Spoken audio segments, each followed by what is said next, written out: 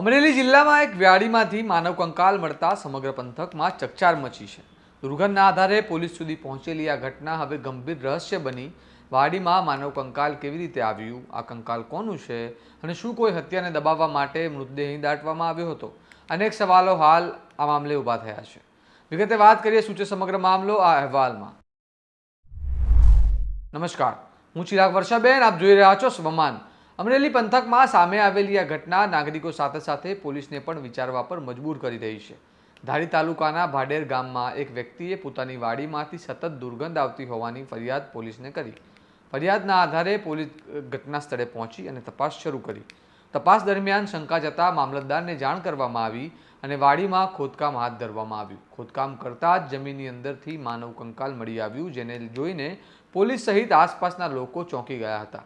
ઘટનાની ગંભીરતા જોતા પોલીસે તાત્કાલિક કાર્યવાહી કરીને મળેલા અવશેષોને પોસ્ટમોર્ટમ માટે ભાવનગર મોકલી આપ્યા છે। આ સાથે જ વાડીના માલિકની પૂછપરછ પણ શરૂ કરવામાં આવી છે।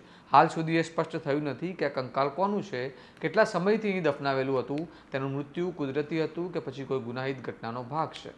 પોલીસ માટે સૌથી મોટો સવાલ એ છે કે શું કોઈ વ્યક્તિની હત્યા કરીને આ વાડીમાં દાટવામાં આવ્યો હતો જેથી મામલો દબાવી શકાય, કે પછી આ ઘટના પાછળ કોઈ અન્ય રહસ્ય છુપાયેલું છે? આ તમામ બાબતોની તપાસ હવે વિવિધ એંગલથી કરવામાં આવી રહી છે। અમરેલીમાં સામે આવેલી આ ઘટના અત્યંત ચોંકાવનારી છે। તપાસ પૂર્ણ થયા બાદ જ સ્પષ્ટ થશે કે આ માનવ કંકાલ પાછળનું સત્ય શું છે અને આ ઘટના અકસ્માત છે કે કોઈ ગંભીર ગુનાનું પરિણામ। આ મામલે તમારું શું મંતવ્ય છે અમને કમેન્ટ કરીને જરૂર જણાવો।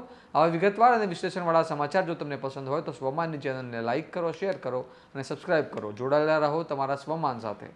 નમસ્કાર।